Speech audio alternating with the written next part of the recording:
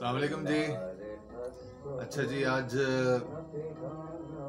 हफ्ता है, 18 दिसंबर है और जमादिल अव्वल का महीना शुरू हो चुका है। तो आज हमारे स्टूडियो में एक दो इजाफे हुए हैं। एक हमारे पास ये रिंग लाइट है, तो आज हम सिर्फ इस रिंग लाइट और ये मेरे बाएं हाथ पर एक छोटा सा 13 वॉट का एक एनर्जी सेवर है। तो आज हम बहुत मिनिमल किस्म की लाइटिंग कंडीशंस में ये वीडियो रिकॉर्ड कर रहे हैं। उसमें हमें इस रिंग लाइट की इफेक्ट यानी उसका इफादियत का भी अंदाज़ा हो जाएगा।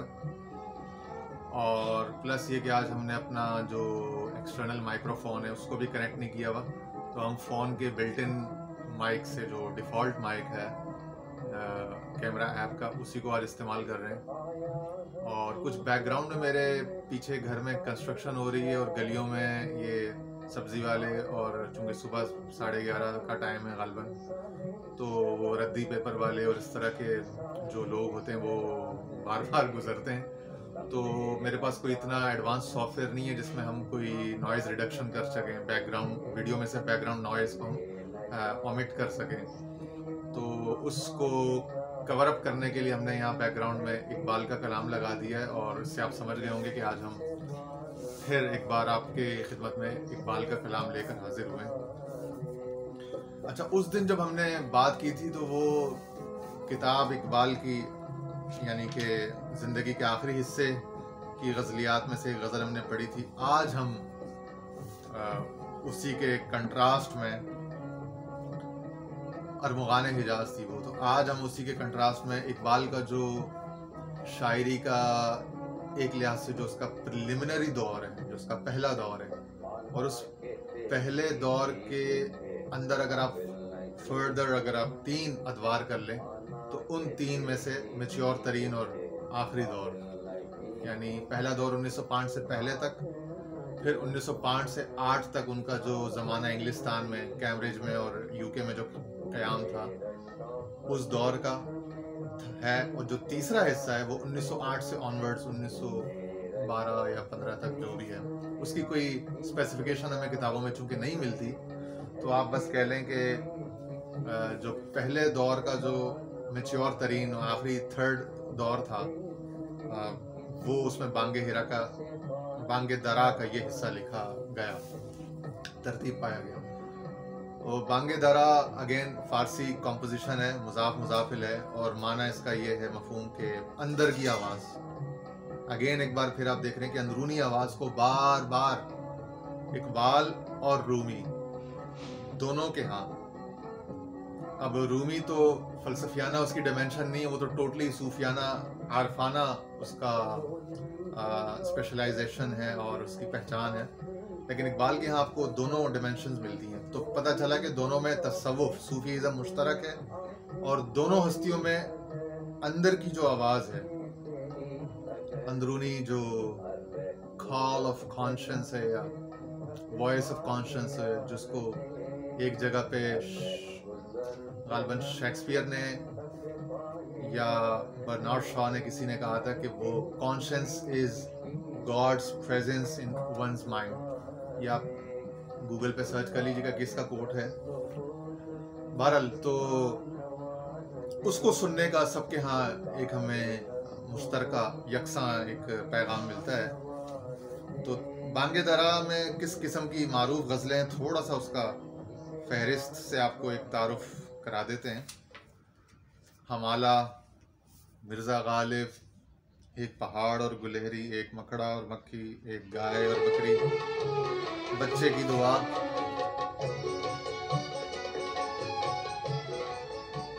अच्छा, मैडम नूरजहां की आवाज़ में गज़ल आ जाएगी इकबाल की, वो प्ले होगी। मैंने कहा ना, हमने बैकग्राउंड नॉइज़ को कट करने के लिए हमने यहाँ से कॉम्पनसेट कर रहे हैं आप, ताकि वो आपको हॉकर्स की और वो कंस्ट्रक्शन की आवाज़ हो। तो बच्चे की दुआ है, यानी कि बच्चे की दुआ तो वही है ना जिसे हमारे यहाँ मॉर्निंग में स्कूलों में असम्बलीज में पढ़ा जाता है, लब पे आती है दुआ बन।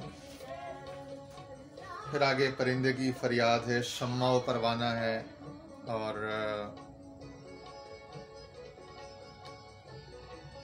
इंसान और बज़्म कुदरत, पयाम सुबह और ज़ुहद और रिंदी,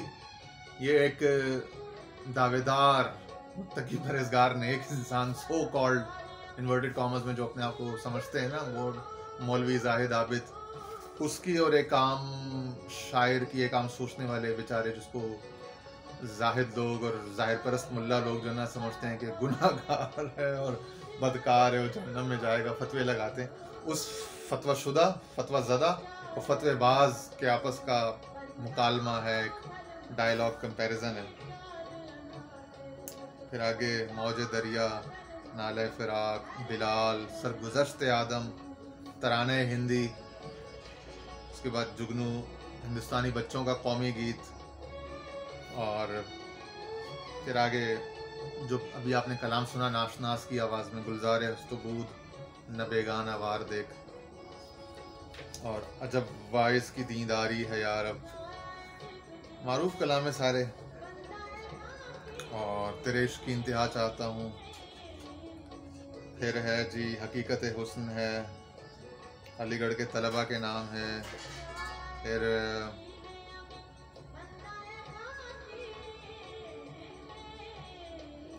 इसके अलावा गज़लियात हैं कुछ, फिर उसके बाद हिस्सा सौम शुरू होता है, और ये पैन इस्लामिज़म और एक इनकलाबी सोच, अब इकबाल के लाइफ में जो प्रोग्रेशन है, जो ट्रांजिशंस हैं, वो अब आपको झलकता हुआ नज़र आएगा। अब आप सुनते जाएं, बिलाद इस्लामिया, और एक हाजी मदीने के रास्ते में,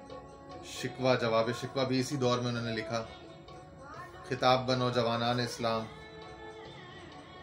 हुजूर रिसालत माब सल्लल्लाहु अलैहि वसल्लम में, फिर जवाब शिकवा, फिर साकी, और फिर फातिमा बिनते अब्दुल्ला जो फ़लस्तीन की एक मुजाहिदा थी या नर्स थी जिसने मराकश की जंग में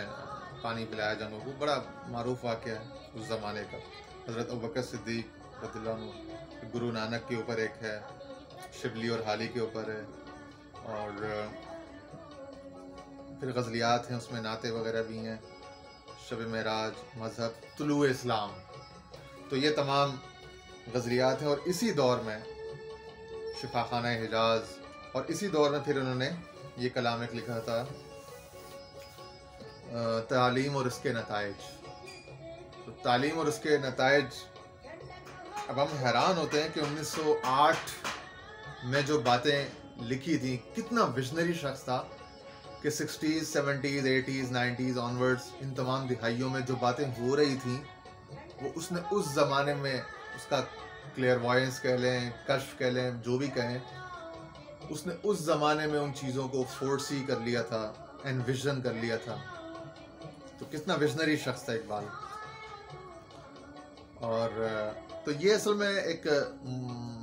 फ़ारसी शायर थे, मुल्ला अर्शी, जिस तरह उनके यहाँ फिरदौसी हैं और हैं,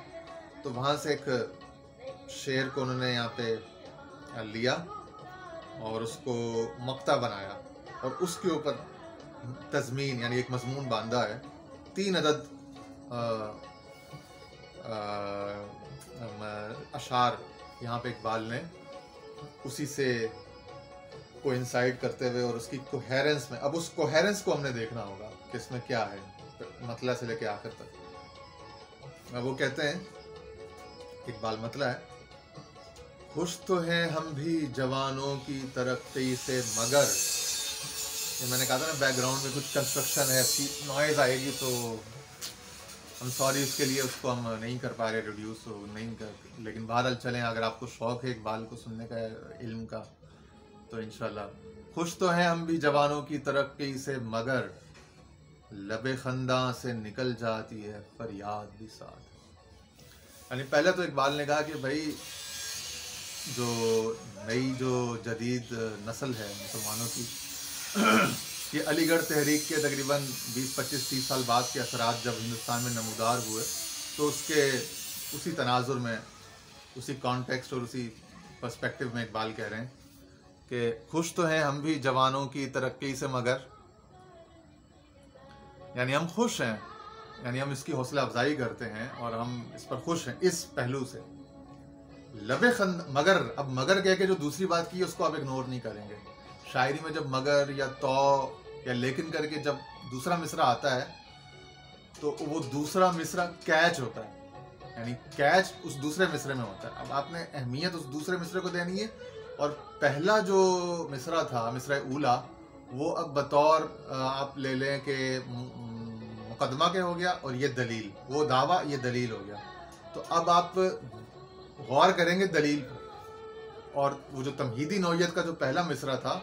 वो अब चला जाएगा पस मंजर में, ठीक है, वो बैकग्राउंड में आ जाएगा। फोरग्राउंड में अब आपको ओवरलैप कर लेंगे आप उस फहम को, उस जो कैफियत आपको हासिल हो रही थी अब दूसरे मिसरे से। दूसरा कहता है लबे खंदा से निकल जाती है फरियाद भी साथ, यानी अब हंसते हंसते मुस्कुराते मुस्कुराते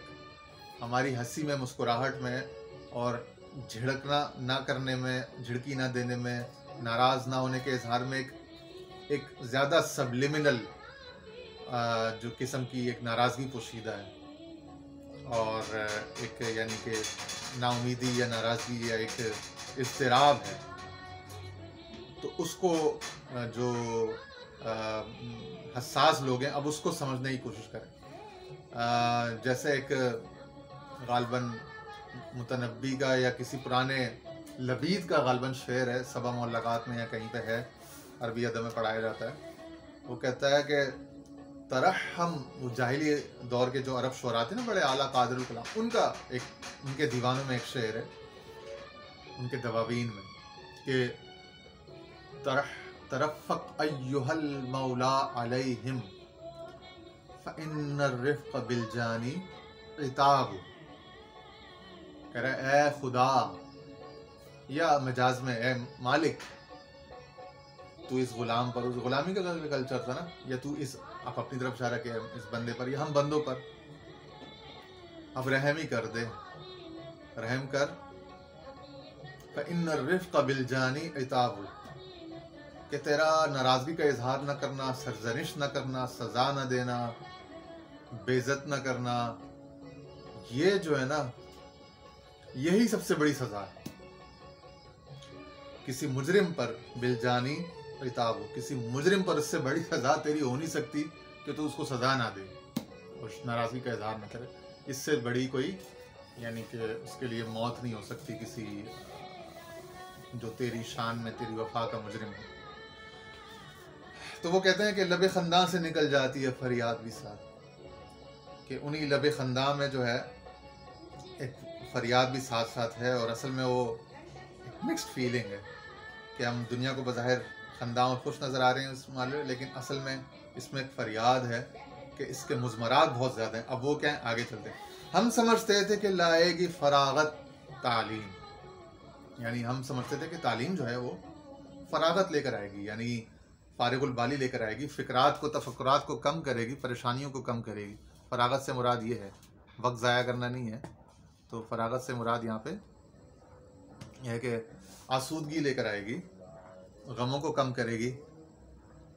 साथ साथ हम अपने स्पीकर का वॉल्यूम भी गज़ल का देख रहे हैं, ताकि ना ज़्यादा, ना इतना कम हो कि पीछे बैकग्राउंड से आपको नॉइज़ आए, और ना इतना ज़्यादा हो जाए कि आपको मेरी ही आवाज़ सुनाई ना दे। तो कहते हैं कि हम समझते थे कि लाएगी फरागत तालीम, हम समझते थे कि जो मुसीबतें हैं, नक़ाइस हैं मुआशरे में, वो दूर होंगे और खूबियाँ और आसूदगियाँ आएंगी। कहते हैं क्या खबर थी कि चला आएगा इल्हाद भी साथ। हालांकि उस ज़माने में इतना इल्हाद नहीं आया था, ये तो फिर 50s, 60s, 70s में फिर ज़्यादा हुआ इन ऑनवर्ड्स। कहते हैं जब जदीद तालीम आई है तो बहुत ज़्यादा मटीरियलिज़म, और उस हद तक का मटीरियलिज़म साथ में ले आई कि वो एथीज़म में कन्वर्ट हो गया और लोग एग्नोस्टिक हो गए, यानी कि खुदा के या वजूद खुदा के, वजूद बारी ताला के इनकार पर कमर बस्ता हो गए। तो कहते हम क्या समझते थे कि वो क्या खबर थी कि चला आएगा इल्हाद भी साथ। इसको गौर करने की ज़रूरत है आज के असातिज़ा को भी और उलमा को शायरों को, अदीबों को, दानिश्वरों, सहाफ़ियों को और तालीम से वाबस्ता लोगों को, सबको। फिर कहते हैं घर में परवेज़ के शीरीं तो हुई जलवा नुमा, लेके आई है मगर तेशे फरहाद भी साथ। अब परवेज़ के घर से मुराद यहाँ पे न ईरान है न कुछ है, यानी इससे मुराद मशरकी तहजीब है, यानी पूरा बरसगीर, पाक हिंद, ईरान, अफगानिस्तान का खित्ता, और इसके साथ में चाइना, जापान को भी है, क्योंकि जब इकबाल कहता है मशरिक तो उसमें चाइना, जापान, इंडोनेशिया भी शामिल है और सऊदी अरब, हिजाज वगैरह, ये सब भी। तो मुस्लिम और गैर मुस्लिम, परवेज़ से मुराद यहाँ पे ये है कि मुस्लिम हो या गैर मुस्लिम, पारसी तहजीब हो या हिंदू या सिख या बुद्ध मत, ये जो एशियन तहजीब है इसमें शीरीं तो हुई जलवा नुमा, यानी इसमें जो मोन्नस है, सिन्फ नाजुक है। जलवा नुमा से मुराद क्या है कि अब वो बेनकाब होने जा रही है, अब वो अबब एंड बियॉन्ड जाने को तैयार है। लेके आई है मगर तेशे फरहाद भी साथ। तेशे फरहाद का जो इस्तिआरा है, इसका इशारा इस तरफ है कि एक तो औरत अब बोल्ड होने जा रही है कि वो फरहाद की तरह अपना जो इजहार मुद्दा है, चूँकि मशरकी तहजीब में ख़वातीन की तरफ से मायूब समझा जाता रहा है कि वो अपना मोहब्बत का इजहार नहीं करती, अगर किसी से हो जाए, किसी मर्द से, तो वो रिसेप्टिव, रिसीविंग एंड पे रहा करती हैं, और मर्द जो है वो जाके जो है वो डिलीवरिंग एंड पे होता है, इनिशिएटिंग एंड पे। कह रहे हैं कि इससे एक तो ये होगा कि औरत जो है वो, यानी कि वो क्या कहते हैं, एक्सट्रोवर्ट होने जा रही है, कि वो अपने जज्बात के इजहार में बेतकल्लुफ़ और बेहिजाब होने को तैयार है। और ये 1908 में वो कह रहे हैं इकबाल, यानी 60-70 साल पहले वो देख गए थे कि क्या होना क्या है आगे। और दूसरा तेशे फरहाद से मुराद उनका ये था कि वो माश के अमल में भी, यानी पहाड़ खोदना है ना तेशे फरहाद, यानी अब वो उसको मजदूरी कराई जाएगी। इस तालीम के नतीजे में औरत जो है उसका जो कन्वेंशनल रोल था, यानी कि जब वो डिपेंडेंट हुआ करती थी और माश की फिक्र से बेनियाज होती थी, अब उसकी वो फ्रीडम जाने वाली है। वो जो फरागत ऊपर कहा ना, तो कह रहे हैं वो फरागत तो अब उसकी चली जाएगी, कॉम्प्रोमाइज़ हो जाएगी, और अब उसकी जगह उसको एक बड़ी जाँफिशां, जाँगुदाज किस्म की मुशक्क़त का उसको जो है वो तोहफ़ा दिया जाने वाला है, जो कि हमने देखा बाद में ऐसा ही हुआ कि तकरीबन ज़िंदगी की हर फील्ड में, यहाँ तक कि ट्रक चलाने और मोटरसाइकिल चलाने और टैक्सी चलाने तक में बेचारी औरत को जो है वो घसीट दिया गया है। आगे फिर वो मक्ता है जिसमें क्लोजिंग है, और वो असल मुल्ला अर्शी का वही शेर है, तुख्म दीगर बखफ़ारेम व बखफ़ारेम ज़िनो, कौन चिकुश थेम ज़ खिजलत नतवां करद दरो।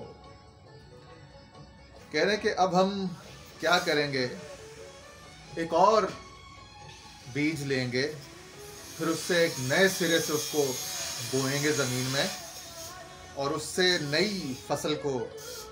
काटेंगे, इसलिए कि जो हमने बीज बोया था अब शर्मिंदगी के मारे, यानी अंग्रेज़ों की ग़ुलामी का जो हमने बीज बोया था कि अंग्रेज़ों की तरफ से आने वाली हर चीज़ को बग़ैर किसी तहकीक के, बग़ैर किसी